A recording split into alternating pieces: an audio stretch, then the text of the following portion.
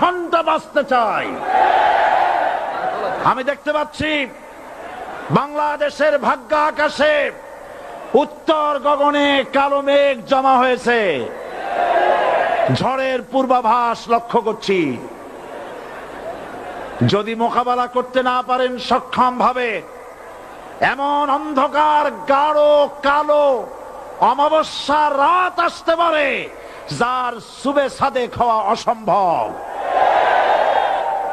সুতরাং আপনারা কি কাপুরুষের মতো কাফের মুশরিকদের গোলামি করে মরতে চান? বিড়ালের মতো 500 বছর বেঁচে থাকার কোনো লাভ নাই। সিংহের মতো 1 ঘন্টা বাঁচতে চাই।